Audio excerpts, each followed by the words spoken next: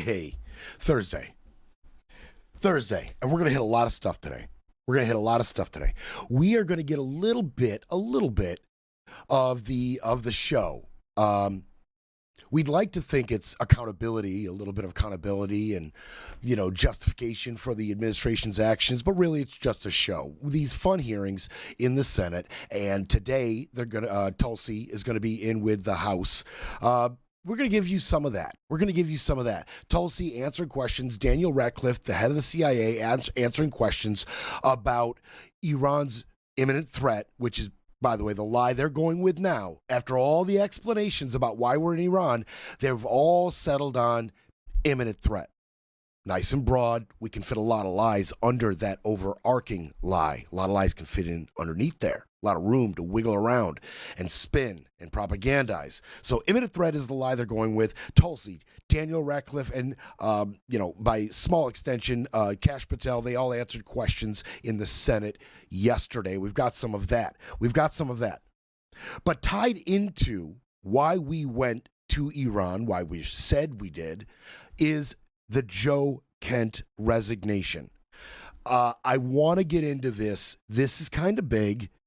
It's kind of big because this is somebody in the upper echelons of our administration completely rebuking what Trump and Rubio and Hegseth and Leavitt are all telling us we went to Iran for. He is rebuking it. He is disputing it. He is the number two to Tulsi Gabbard in the ODNI, in the Office of Department of Intelligence. Number two.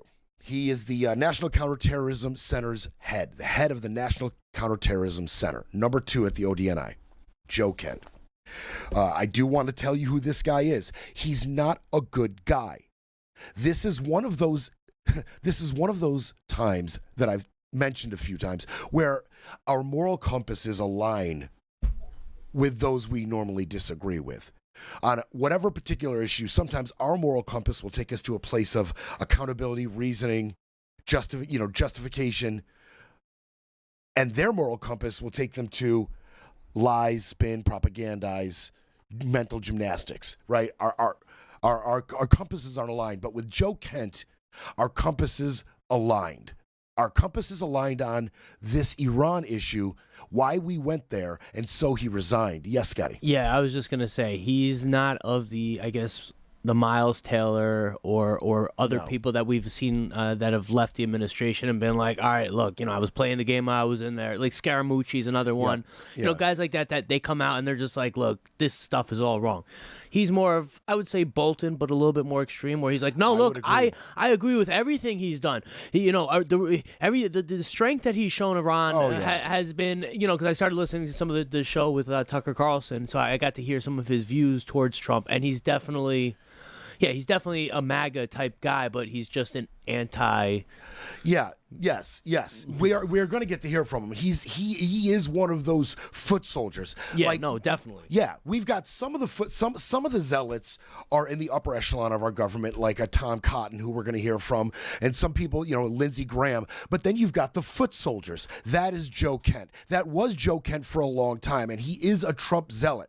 And he has done despicable, nefarious things. He said despicable, nefarious things in the past. He is one of those MAGA foot soldiers. Let's not get it twisted. Thank you, Scotty. Let's not get it twisted at all.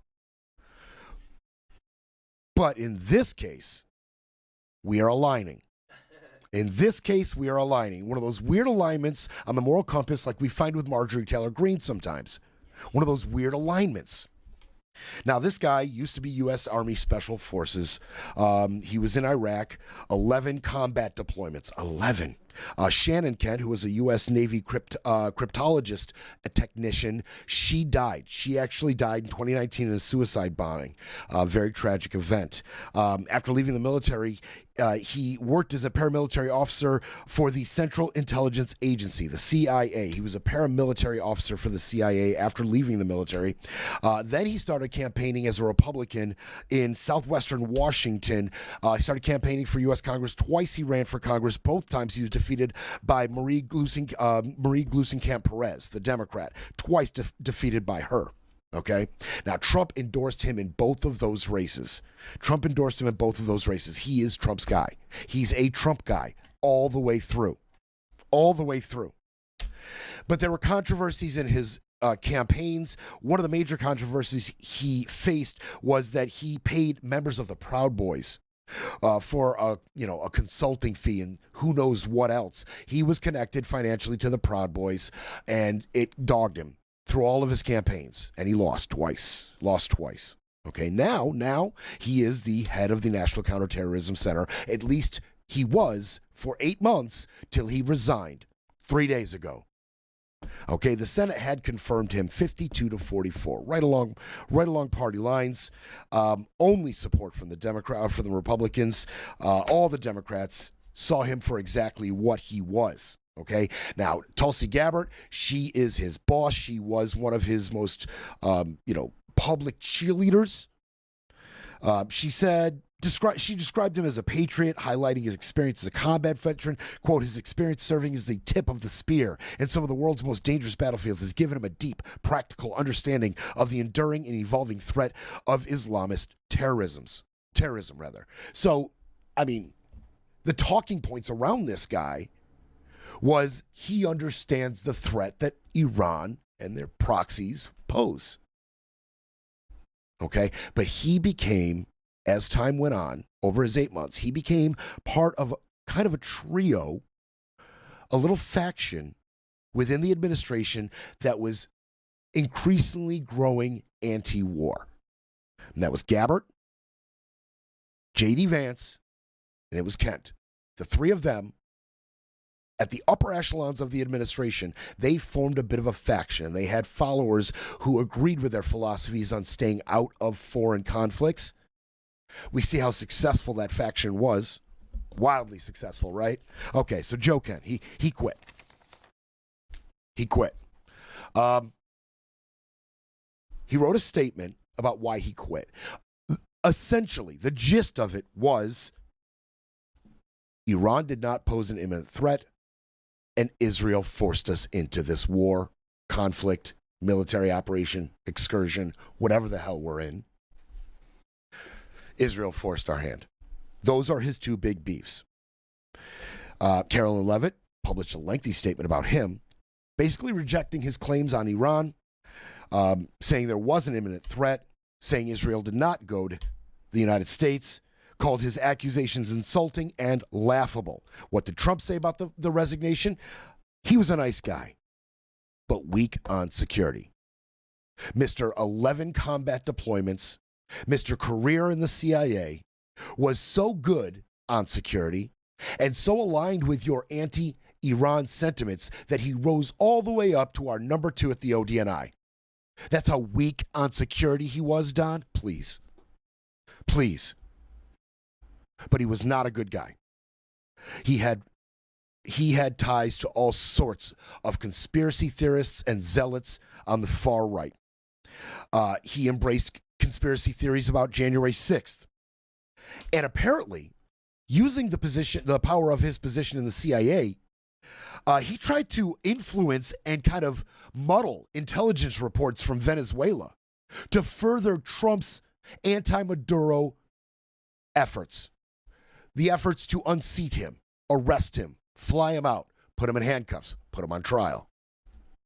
Apparently, there was some illegal maneuvering by Mr. Kent concerning the intelligence reports coming in from Venezuela. Okay, not a great guy. Conspiracy theorist, Trump handpicked, zealot, who rose in the Trump administration. And here he is resigning. Now, Taylor Budovich, a Trump advisor, said he's a crazed egomaniac. Just wanted to make a splash before getting canned. What are they talking about? All of them, senior White House officials, sources within the administration, everybody is saying he was leaking information. He was a known leaker. We've known this. One White House source, anonymous of course, said White House officials repeatedly told Gabbard to fire Kent, but she refused. How's the view from under the bus, Gabby? Gabbard, Tulsi, Gabby. How's the view from under the bus? Because that source just tossed you under there. Okay, so Tulsi was pressured to fire Kent because supposedly he was a leaker. Supposedly he was a leaker. And we will get to that because there's fallout from this. There's fallout from this. I don't want to give you his whole letter, Kent's whole letter, but here's the good parts. Of Kent's resignation letter, rather, here are the good parts. I cannot in good conscience support the ongoing war in Iran. Iran posed no imminent threat to our nation, and it is clear that we started the war due to pressure from Israel and its powerful American lobby. He goes on to tout the efforts of Trump all the way up to this, his efforts in the Middle East, peacekeeping strongly, peace through strength, the whole deal. He was all about it till now. He went on to say this: early in this administration, high-ranking Israeli officials and influential members of the American media deployed a misinformation campaign that wholly undermined your America First platform and sowed pro-war sentiments to encourage a war with Iran.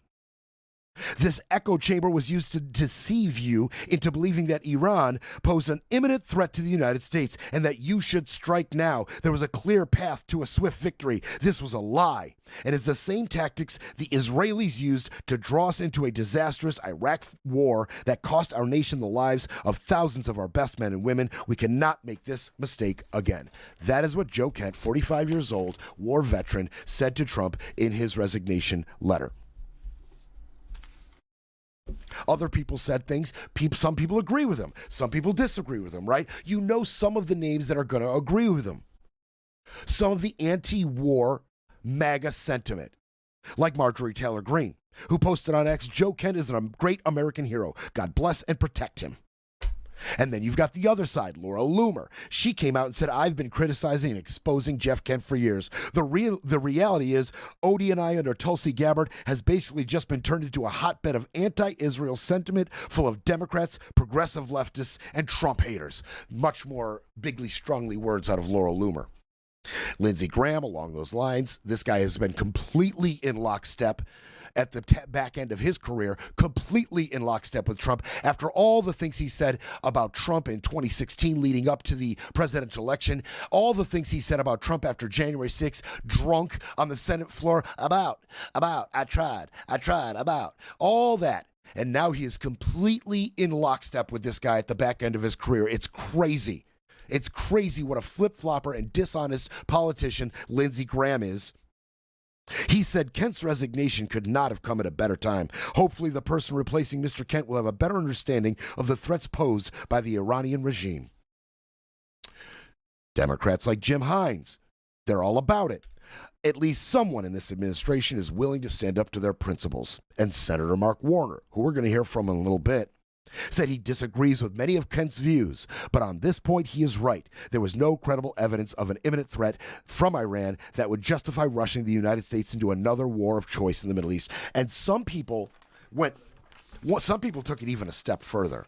Okay, some people took it a step further, and they flat out accused Joe Kent of being an anti-Semite. Yeah, they took it a step further. Some people. Oh, where did I put it? Good Lord. Oh, here it is. Yeah. I want to get their quotes correct. They're saying anything anti-Israel is anti-Semitic. That's a nice little trick they do, right?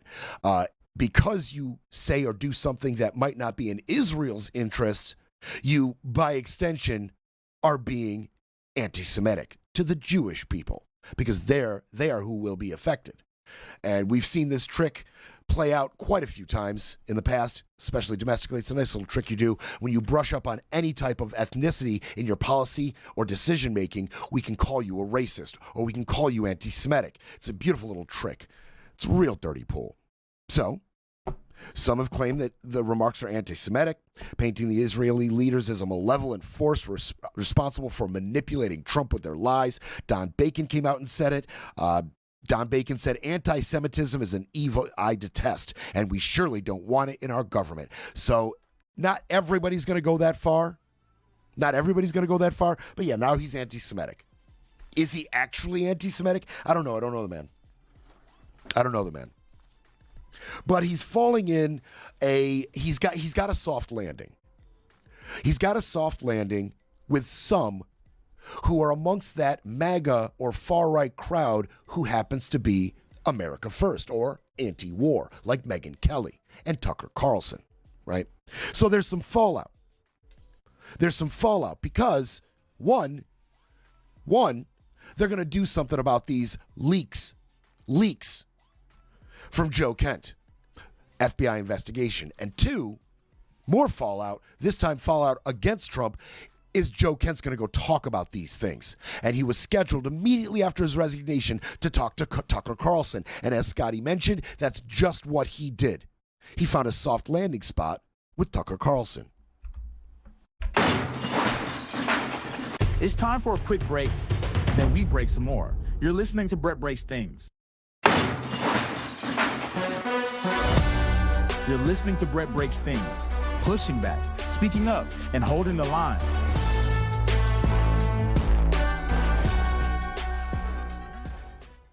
Okay.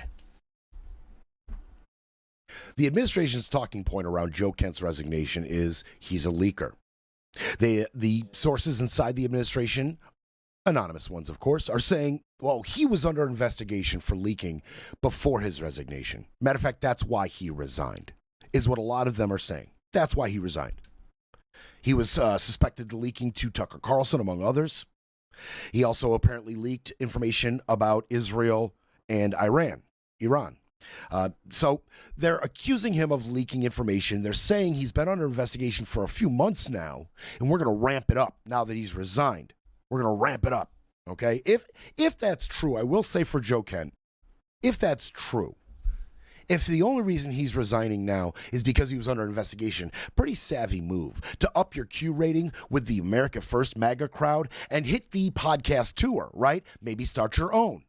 Now you've got a soft landing spot within MAGA, within the bounds of your philosophy and the political, the political leanings that you have held so dear your entire life. Within the bounds, the confines of that is the America First MAGA crowd led by Tucker Carlson, Megyn Kelly, and a few others.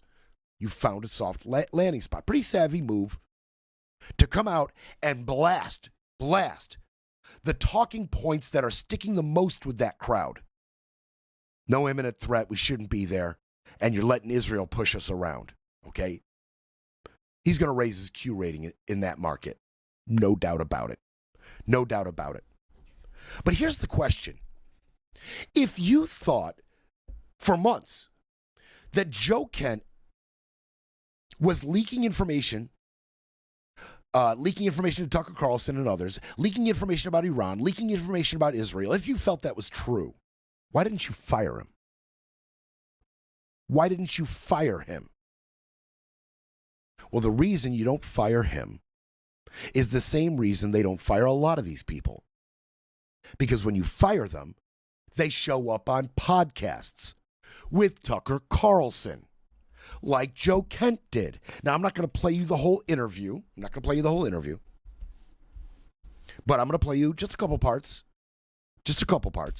I want you to hear from Joe Kent himself. And I got to be honest, when you see him, remember he's 45 years old. If he is a lizard person, and I stress if, they are getting much better at their human suits.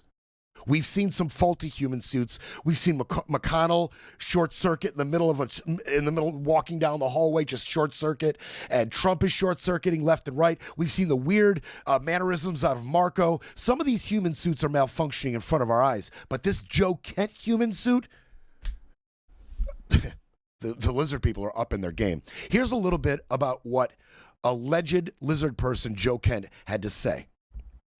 Was Iran on the verge of getting a nuclear weapon?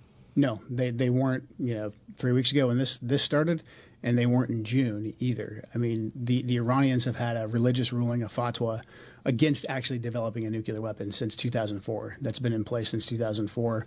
That's available in the public sphere. But then also we had no intelligence to indicate that fatwa was being disobeyed or it was on the cusp of being lifted.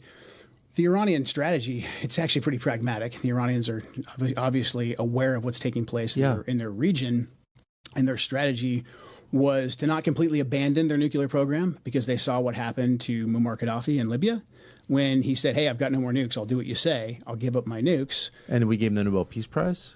Yeah, we regime changed him, and he was executed by his own people in the most horrific way. Oh, sodomized by... Okay. Save it, Tucker. So what he's describing there first is really an overarching common sense reason why Iran wasn't an imminent threat just yet. And that is what he's saying very clearly. They were not an imminent threat. And what he's describing is this really precarious tightrope that the Iranian leadership is walking. On one hand, they have a religious decree to not pursue nuclear weapons. On the other hand, it is not bigly, strongly, and quickly to completely abandon your nuclear program. You have to have some teeth to your rhetoric. When you saber rattle, you got to have a saber. They know this. The Iranian supreme leadership knows this. They can't completely abandon it, but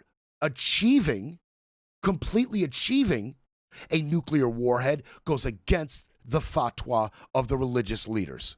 That's a very, very tiny little tightrope that the Iranian leadership has been walking. And they go on to describe some of the leaders who failed to walk it. Like Gaddafi, who gave up all of his nuclear ambitions to cozy up to the U.S. and was dragged through the streets of Libya and murdered by his people. You fell off the tightrope, Gaddafi. You fell off. So far, Ali Khamenei had been walking it. Now he's gone. It's Mojtaba's turn to walk that tightrope. That's one thing they discussed. But how about that imminent threat? And how about our reasoning for going into war? They directly address what Marco Rubio's original lie detailed for us and how ridiculous it was. And there was no imminent threat to begin with.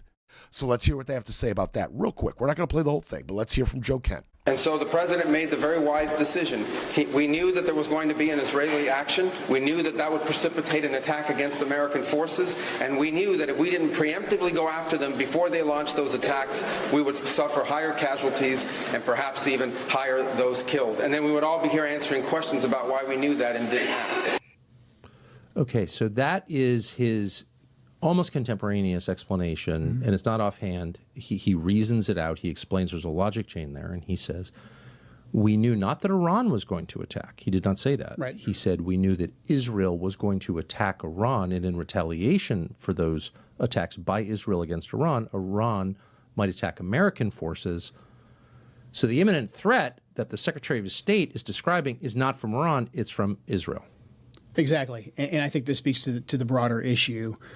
Who is in charge of our policy in the Middle East? Who is in charge of when we decide to go to war or not? In this case, with what the Secretary described, and later on the President, later on the Speaker of the House, and the way the events played out, the Israelis drove the decision to take this action, which we knew would set off a series of events, meaning the Iranians would retaliate. Now, I think there's a potential there where we could have done several different things. We could have simply said to the Israelis, no, you will not. And if you do, then we will take something away from you. I think that it's fine that we offer defense to Israel. But when we're providing the means for their defense, we get to dictate the terms of when they go on the offensive. Otherwise, they stand to lose that relationship. And the Israel. Okay, let's focus on that real quick because he is being called an anti-Semite right now. And he is directly addressing the Israeli portion of this justification. I'm going to give it to you again. He said, we could have simply said to the Israelis, no. You will not attack Iran. If you do, we will take something away from you. Listen to this. Does this sound anti-Semitic to you? Anti-Semitic? Does it sound anti-Semitic to you? Listen. I think it's fine that we offer defense to Israel. But when you're providing the means for their defense, we get to dictate the terms of when they go on the offensive. Otherwise, they could stand to lose that relationship. That does not sound anti-Semitic to me. You can call Joe Kent a lot of things. But from those statements, based on those statements, that is not anti-Semitic. They have the right to defend themselves. They have the right to have the U.S. help defend them. But if we're talking about Israeli defense, they should not be attacking without our consent. If you're going to be asking for our defense, consult us if you go on the offense. That seems kind of reasonable to me. I don't know what to tell you. It seems reasonable to me. Now, here we are. Kent, Tucker, Megyn Kelly, Marjorie Taylor Greene, and a few others on the right are coming out, taking the side of Joe Kent, taking the we shouldn't be their side, taking the we've been lied to about why we're their side, taking the Israel forced our hand side. Okay, they're expressing, doubt, discomfort about President Trump's foreign policy. But we have done this dance before with them. We have done this dance before. We did this dance with these right-wing America First MAGA people in May and June when we obliterated, right? Obliterated, that was the administration's term. When we obliterated the Iranians' nuclear program, then we heard this talk. It amounted to nothing, clearly. We heard all this talk when we started building up troops off the coast of Venezuela, sending the CIA in to do black ops, sending troops, ground troops, and, mobilization of aircraft like helicopters that are used primarily for, ground invasion. We heard this talk then. We shouldn't be doing this. This is interventionism. We shouldn't be in foreign countries' government deciding who runs that country. We shouldn't be doing this. And that amounted to absolutely nothing, as Maduro is in handcuffs as we speak. So they're upset, but we've done this dance.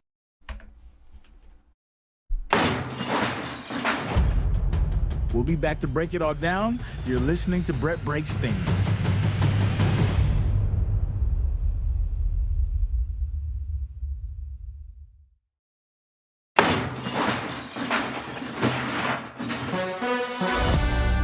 Now back to Brett Breaks Things, smashing spin, silencing the noise, and keeping it all facts, no fluff.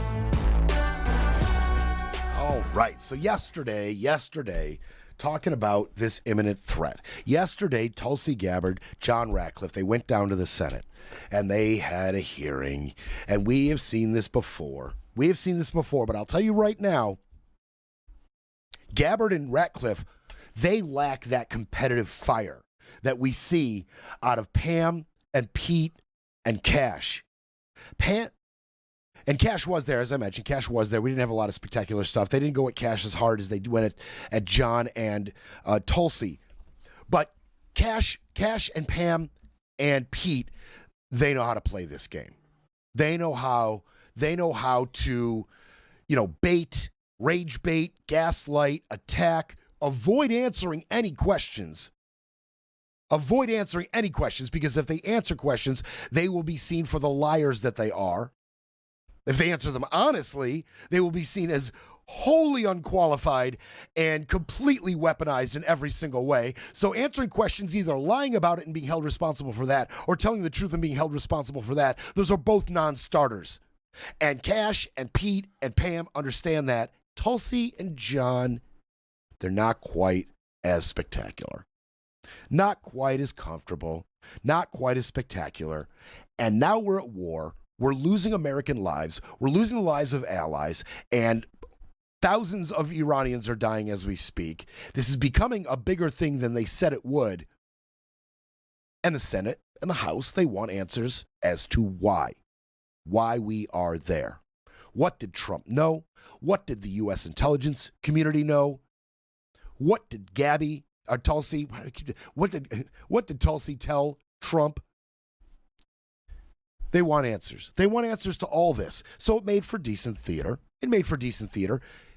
Imminent threat. Some of these senators, some of these Democratic senators, they just couldn't let it go. Wouldn't let it go about this imminent threat. John Ossoff, that was some of the better questioning. You love John Ossoff out of Georgia. You love this guy. He went at Tulsi pretty hard. It was pretty fun. Under the law, you are responsible for providing national intelligence to the president, correct? Yes. And to the heads of executive branch departments and agencies, yes? Yes. And to the chairman of the Joint Chiefs and senior military commanders? Across the IC, yes. And to the Senate and the House and relevant committees, correct? Yes. And the law states that the national intelligence you provide to Congress, quote, should be timely, objective, and independent of political considerations, correct? Yes. And you noted in your opening statement you're here fulfilling a statutory responsibility and that your testimony, quote, represents the IC's assessment of threats, That's right. correct?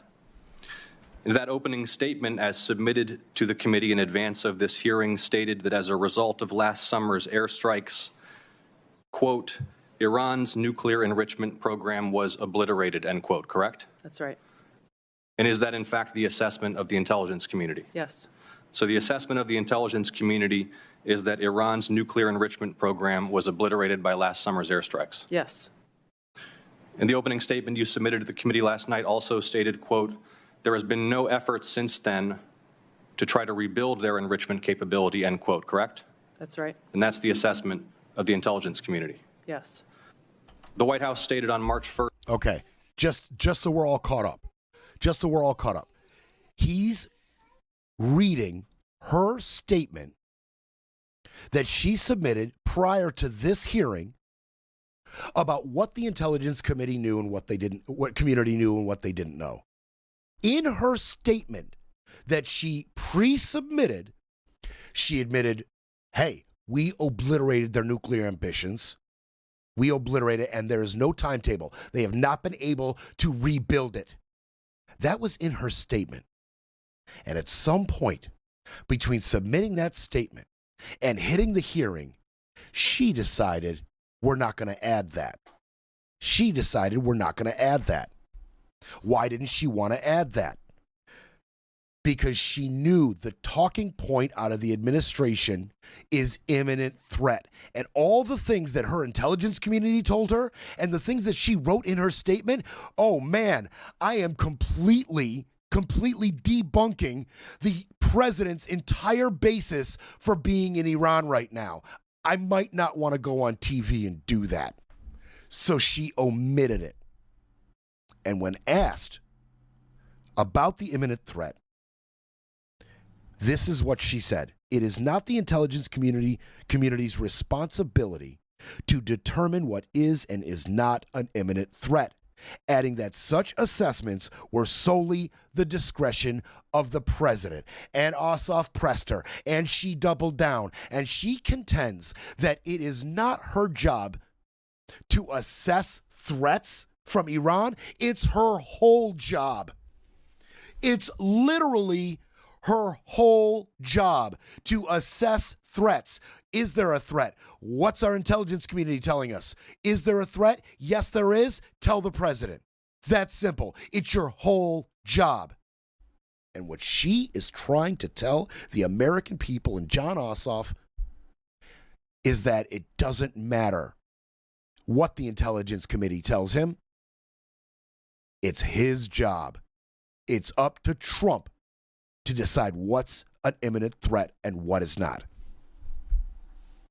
We talked about tightropes just a second ago. That's quite a tightrope. You said last June they wouldn't be able to rebuild for years. Your president said obliterated. You said in your statement they are not rebuilding their program, maybe 2 years away, maybe more.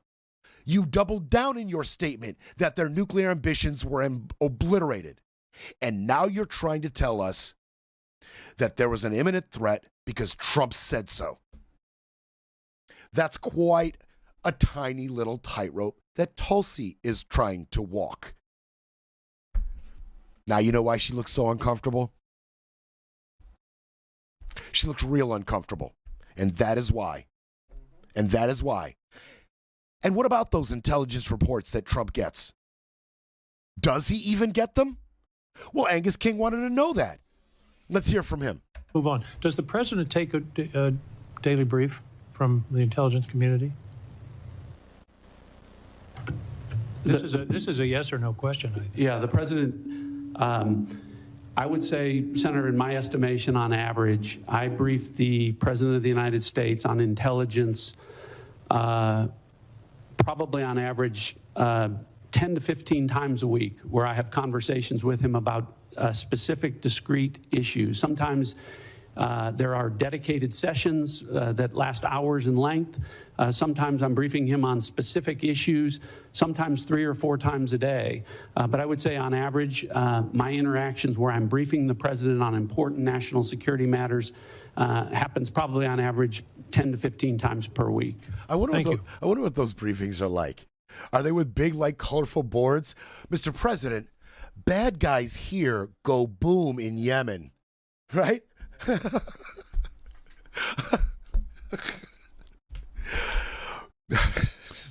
Missiles go boom here. Bad, Mr. President, bad.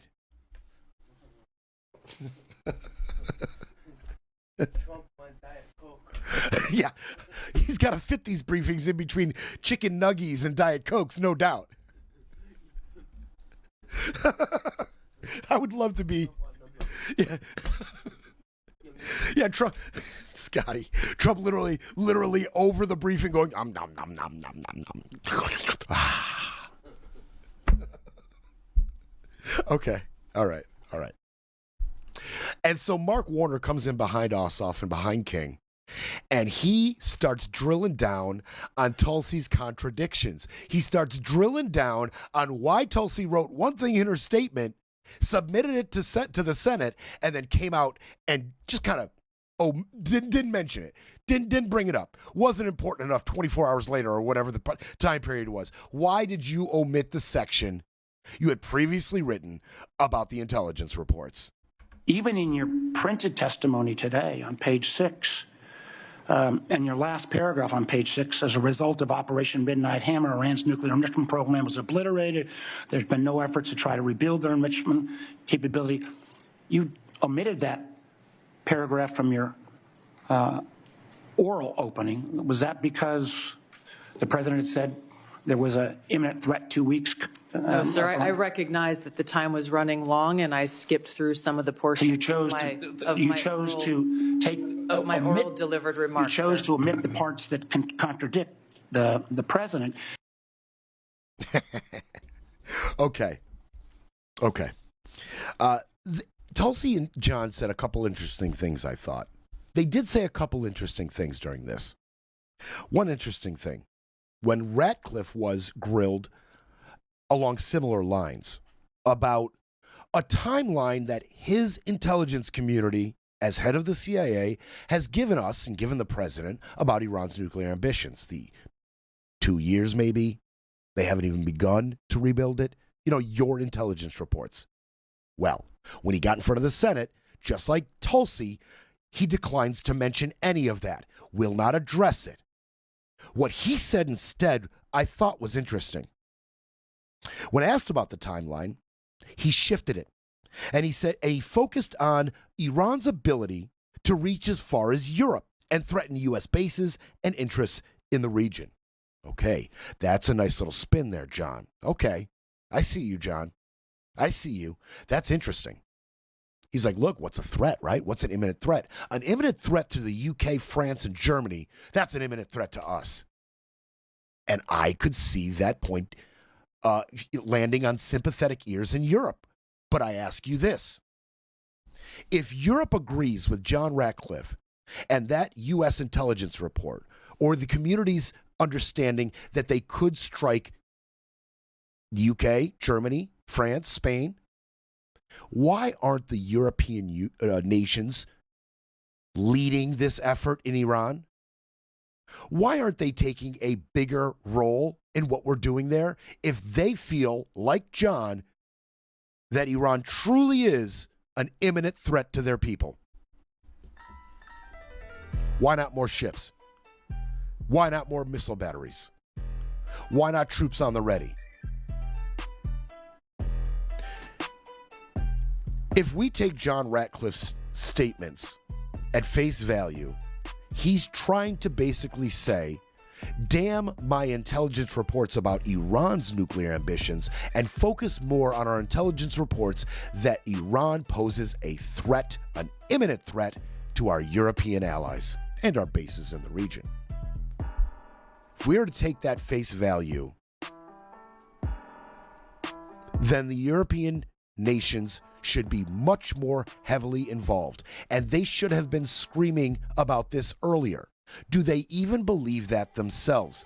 I'd love to know what their intelligence community is telling them about Iran's ability to strike in their borders. That would be interesting to me.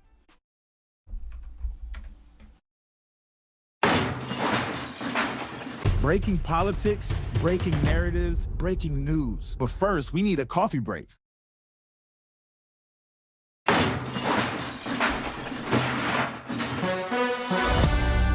Brett breaks things, fighting for America one mic drop at a time. All right, John. I see you. I see your style. Not bad. Nice little deflection. Gabbard had a couple moments of her own, though. I got to be honest. She said something that made me think as well, and it was kind of a savvy little spin on her part. She said this. She said the intelligence community assesses that Russia, China, North Korea, Iran, and Pakistan have all been researching and developing an array of novel, advanced, or traditional delivery systems with nuclear and conventional payloads that put our homeland within range. I thought that was interesting. Nice job clumping Iran in with these other countries, sympathetic countries, who are nuclear powers, right? Every one of the other countries that she lumped Iran in with is nuclear. Russia, China, North Korea, and Pakistan. I said Pakistan because I was being silly. Don't think that's how I... Those four countries are nuclear. Iran is not. But is there a little bit of veracity floating around in that statement? Because we know that essentially Iran is a Russian-Chinese proxy. Essentially.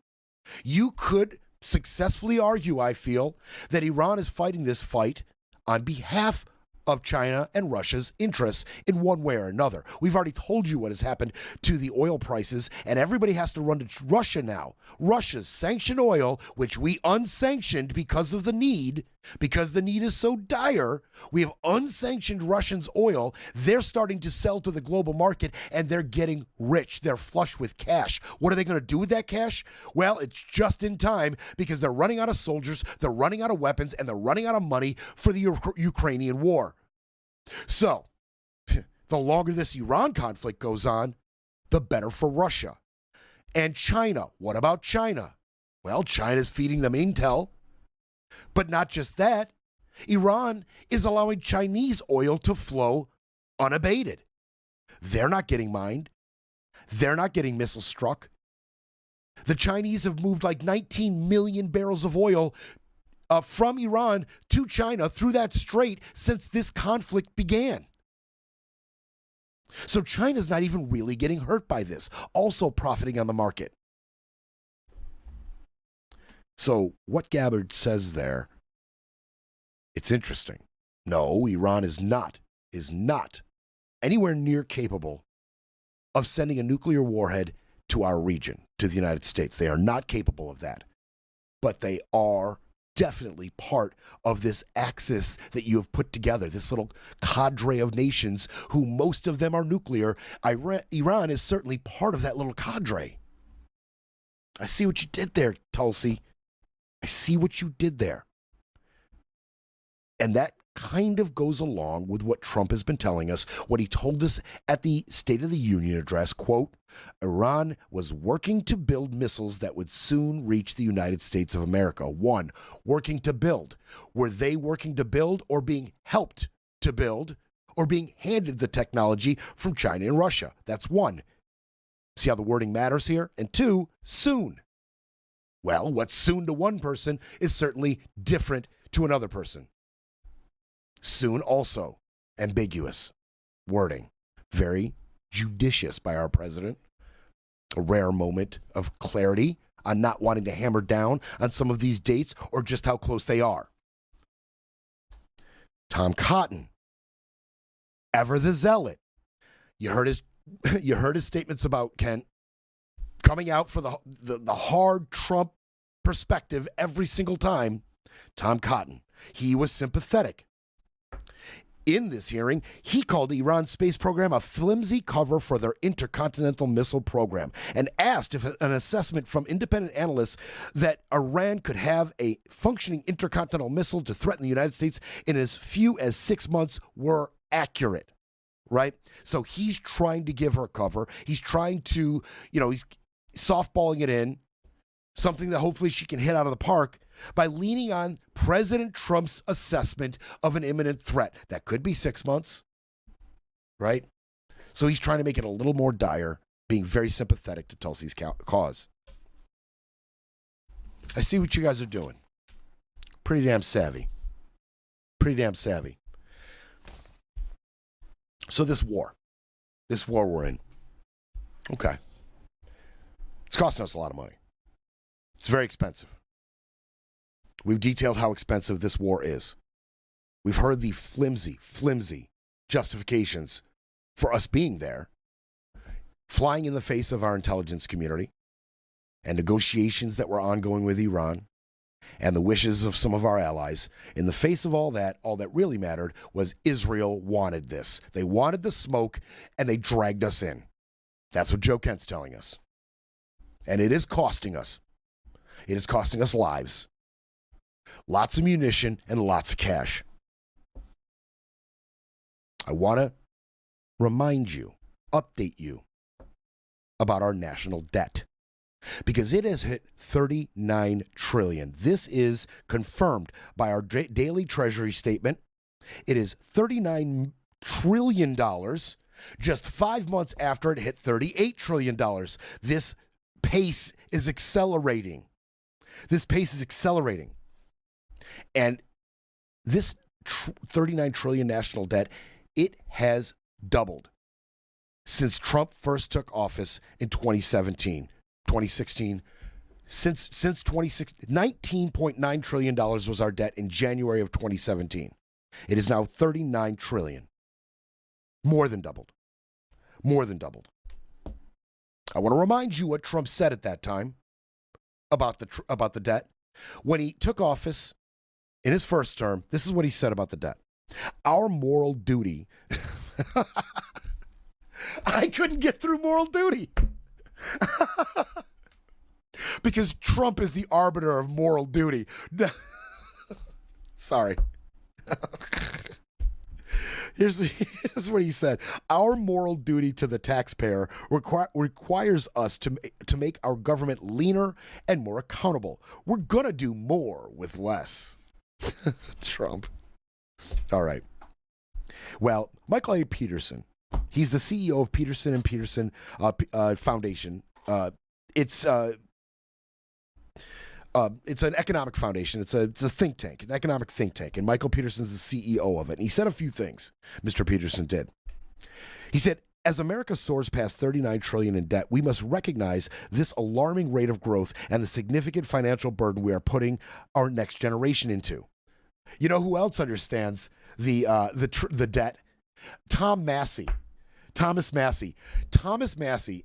You like hearing from him. There's no doubt about it. He's a Republican that you don't mind hearing from, especially lately.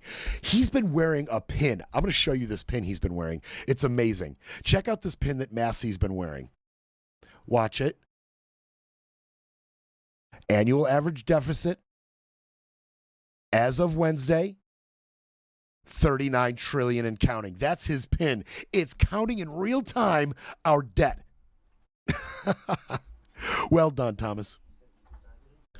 He said he designed it himself. Well done, Thomas Massey. Well done. So, Mr. Peterson said it's going to hit 40 trillion by fall. We're going to be to 40 trillion by fall. It's speeding up. And don't forget, we talked about the deficit, we already talked about the deficit, about how it will reach $1.9 trillion in the fiscal year of 2026. And if you long game it, by 2036, our fiscal deficit will be $3.1 trillion. Not good. Not good. Our debt and our deficit is accelerating at unprecedented rates. Unprecedented rates. And what about the interest? This is going to kill you. This is going to absolutely murder you. What about the interest on our debt? Oh, man. Net interest payments on the national debt are projected to exceed $1 trillion in 2026 alone. We're going to pay $1 trillion in interest this year.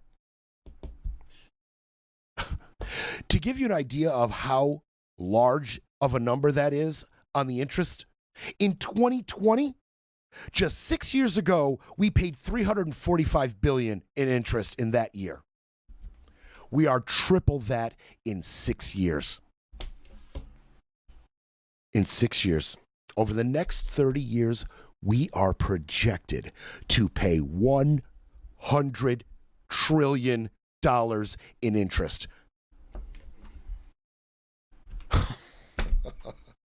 Now, the economists are telling us it's not so much the debt that's killing us, not the national gross debt that's killing us. It's the Americans' debt, our debt.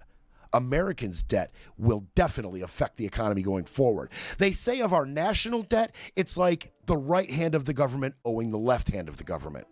It's intragovernmental.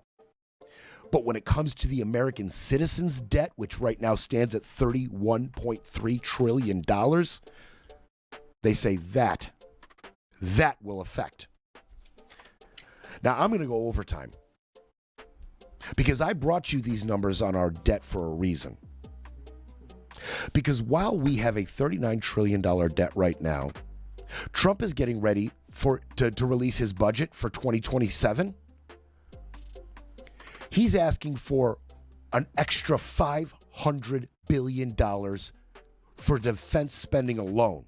And while he's doing that, Pete Hegseth and the Pentagon are about to come to Congress with their hat in hand and ask for upwards of $200 billion extra dollars for our conflict excursion military operation war in Iran. We're coming right back. It's time for a quick break, then we break some more. You're listening to Brett Breaks Things.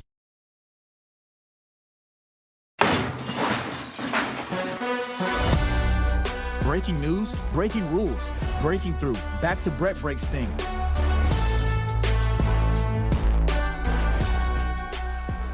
And with that as well. As far as $200 billion, I think that number could move, obviously. It takes money to kill bad guys. So we're going back to Congress and our folks there to ensure that we're properly funded for what's been done, for what we may have to do in the future, ensure that our ammunition everything's refilled, and not just refilled, but above and beyond. I mean, President Trump, as he said, rebuilt the military in his first term, didn't think he'd use it as dynamically in his second, but he had. So thank goodness he did that. And an investment like this is meant to say, hey, we'll replace anything that was spent. And now that we're reviving our defense industrial base and rebuilding the arsenal of freedom and cutting deals like our great deputy secretaries here is doing, long lead times on exquisite munitions, we're going to be refilled faster than anyone imagined. And I think, we're also still dealing with the environment that Joe Biden created, which was depleting those stockholds and not sending them to our own military, but to Ukraine, which is every time we reach back and look at any sort of a challenge we have, it goes back to, well, send it to Ukraine. Ultimately, we think this should be these munitions are better spent in our own interests at this point, and this kind of funding bill is going to ensure that we're properly funded going. Okay. He's talking about the Pentagon sending a funding bill for the White House to request from Congress. Now, there's different amounts that are being floated. And the White House, where many officials within the White House right now are very alarmed at asking for more money. They think the optics attached to this could be terrible, and they may try to adjust them out a little bit. But it looks like the Pentagon's asking for $200 billion more dollars right now, wants Congress to approve it, for the war excursion military operation in Iran. Okay, now, this war has cost us $11 billion through 1 week. We're still trying to tally. The figures are coming in. We're still trying to tally up how much it exactly is going to be. But this is going to be a battle in Congress. I don't see the Republicans in the Senate getting the 60-vote threshold. I just don't see it. But there's a couple things about this that make me very worried. Because the Democrats need to be careful. They need to be careful. Depending on the urgency of the situation, the optics could be bad for the Dems to not give the money. The talking point will be, the Democrats are blocking cash that we absolutely have to be successful in Iran. That is disrespectful to our U.S. servicemen and women and detrimental to the effort. It's un-American, unpatriotic, damn near treason. That will be the talking point. As it stands right now, that talking point will be a little bit flimsy, weak, feckless, be a little impotent. Because we see the situation for what it is right now. It is not one that is so urgent that we need $200 billion more dollars. We kind of get that. We got our president coming out saying the war's over. It's just how over is what we have to decide. But it's over. They're obliterated. They're done. Navy sunk. No more missiles. Leadership is dead. This thing is over. Well, if this thing is over, why do you need $200 billion more dollars, Pete? And that's the part that makes me really nervous. Because I have to ask myself, to what lengths will Pete Hegseth and General Dan Kane go to justify this payday? How desperate will they make the situation? Should we get boots on the ground and this starts to drag, we may need $200 billion to finish the job. Who knows? If the optics become just that, if it starts to appear that this is going to drag, we're going to have to do some sort of invasion or occupation of some sort, it may not be the best look for Democrats to stiff arm this money. It just might not be the best. And I got to ask myself to what length Pete will go. Just how far will he personally go to get this cash? How in lockstep will Trump be with him? The Israelis, the generals. How far will they go to get this cash? I got to ask myself. I wouldn't have asked a question like that of previous administrations, even Republican ones. Maybe that's naive, but I have to ask myself, where's the grift? I'd be naive to not ask myself, where is the grift in this decision? Because there's a grift in every single decision made by this administration. So where's the grift? How far will they go to turn the optics in their favor to make this money justifiable? And of course, Tom Cotton, ever the zealot. Listen to what this guy said. He said, not only should we approve the $200 billion, not only should we approve the $500 billion extra on the budget, but we should approve billions more for the intelligence community as well. He wants more and more and more. He's going to go out here and make this measly $200 billion seem just, nothing compared to what we should be doing. I mean, it seems like a no-brainer, this $200 billion, compared to like $700 or $800 billion that he and Trump would like to see come out of Congress. I see you, Tom Cotton. But look, this is going to be a test of the war's popularity right now. Yeah, I'm being a little alarmist, but this will be a test of the war's popularity right now. Should it go along party lines? Nothing spectacular to see here. Should Republicans begin to start to worry about how Americans feel about this leading into the midterms, should that happen, and we start to see Republicans vote against this extra $200 billion, that could get interesting. And Don's nubby little fingers will start to go hyper speed, attacking anybody on the Republican side who says no to this money. And then watch him dump millions more into their opposition in November. This could get interesting. It could. 71% of Americans, according to Quinnipiac right now, a Quinnipiac poll taken, I think, March 11th or 12th, 71% of Americans oppose our actions in Iran. 21% approve. That 21%, that's a lot smaller than the MAGA base obligatory 33%. Obligatory 33%. That 33% that never says no to this guy. That MAGA 33%. That 33% that approves of everything that this president does. That's that pesky number we've been dealing with for years. 21% means we've dug into them. That's that America First crowd. And maybe anybody else who might finally be disenfranchised with their cult leader. It happens, you know. Sometimes cultists leave their cult. Look at Leah Remini. Sometimes the cult breaks off. And they're breaking off over Iran. Some of you may have heard, by the way, about this fire on the Gerald Ford. I wanted to bring some details to this because this fire, which did start on the ship, it was not a missile attack, or at least we're being told it wasn't. We're told that this fire started in the laundry room, okay?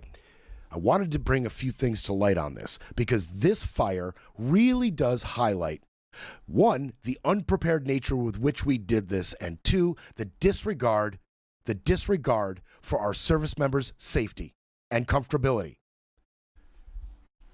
Pete Hegseth's trademarks. He does not care about the grunts.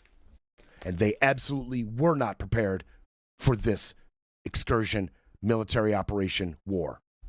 They were not prepared. That ship has 4,500 sailors on it. Okay? 4,500 sailors. Now, they put the fire out. It spread to a whole bunch. I think like 600 bunks were affected. Now they're sleeping on the floors and some places on the deck and stuff. 4,500 soldiers.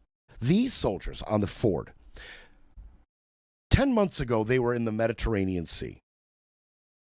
Then Pete Hegseth moved them to the Caribbean, outside of Venezuela, to show how bigly, strongly, and quickly Trump was in the region. So they went from the Mediterranean all the way down to the Caribbean. They hung out there for some months, and then they were ordered to the Persian Gulf. 10 months. 10 months. They've been told they might be out there till May. That would make that a full year, which is double the amount of time these warships should be out at sea. They should be back to refit and give those sailors a break, and some of the soldiers a break. 6 months ago. 6 months ago. As a matter of fact, they're going to break a record. They're going to break a record for the longest deployment of a ship ever. The previous record was 294 days by the USS Abraham Lincoln in 2020. They're going to break that record. And this ship was supposed to be refitted. It was supposed to go to the Newport News Naval Shipyard in Virginia. A long time ago, they were supposed to be there for refitting, repairs. Rear Admiral John F. Kirby, a retired naval officer, said this: ships get tired too. They get beat up over the course of a long deployment. You can't run a ship that long and that hard and expect her and her crew to perform at peak capacity. That's why there was a fire. Because they've been out there a record amount of days, and they should have been refitted and repaired a long time ago. That's the type of thing that happens when you're unprepared and don't give a crap about your sailors. Wasn't a disaster this time, but tell that to the sailors whose all their stuff was destroyed and their room ashes. I mean, pretty bad. Pretty bad. I want to talk about one other ship before I leave you today. I want to talk about the USS Tripoli, which is an assault an amphibious assault ship, and the USS Tripoli is on its way to the Persian Gulf. It has the 31st Marine Expeditionary Unit on it. 2,200 Marines are on the Tripoli. I want to tell you what's on the Tripoli and what an expeditionary force, a Marine expeditionary force, is used for. Okay, I want to tell you. One, this amphibious assault ship has F-35 fighter jets. Okay. MV-22 Ospreys, we've heard that before. That was deployed to Venezuela before we went in with helicopters and took Maduro out. And MH-60S Seahawk helicopters. So 2 different types of helicopters used for ground assault. Okay, calm down, Brett. Calm down. Because let's talk about what a Marine Expeditionary Unit does. Dial it back, Brett. There could be a lot of uses for these aircraft. Dial it back. Okay, I'll dial it back. What's this expeditionary unit used for traditionally? Peacekeeping? Okay, cool. Humanitarian aid, disaster relief? Okay, all right. Nothing bad there. Security operations? Okay, that makes sense. Secure our bases, secure our other ships. All right. Non-combat evacuation operations. That's great. We need a step up in our evacuation efforts of Americans and allies in the region. That sounds great. Reinforcement operations. What kind of reinforcement? Amphibious raids and assaults. Yikes. Tactical deception operations. And finally, airfield and port seizures. Hey, boom. That's bingo. That's it. That's the deal. I told you we are going to take Karg Island, the #1 port for Iran. 2 million barrels of oil a day, a field of oil storage tanks, the lifeblood of the Iranian economy, Karg Island. It is a small island, 8 miles in diameter. One of the largest ports in the world, can accommodate super tankers in their giant ports. Karg Island. It's going to be our Iwo Jima. I'm telling you right now, boots on the ground. I think they're coming. And I think they're coming in Karg Island first. I think we will drop these Marines off. We will take Karg Island. We will seize that port. And that will kick off a much longer engagement with Iran. It will precipitate more boots on the ground. I think more boots on the ground are almost inevitable if we want to really uproot the supreme leadership. We already know that the Iranian Kurds will not be helping us in this effort. They don't have the manpower, they don't have the money, they don't have the weapons, and they don't trust us. Somebody's going to have to go in there and take them out and keep some kind of peace should we uproot their government entirely. It will be chaos without some kind of security force there. Could it be the Israelis? Sure. But mutually exclusive from Israeli boots on the ground are U.S. boots on the ground. We could just have the Israelis go in there, but there's nothing to stop us from the Israelis and U.S. forces to reinforce going in right after them. Karg Island.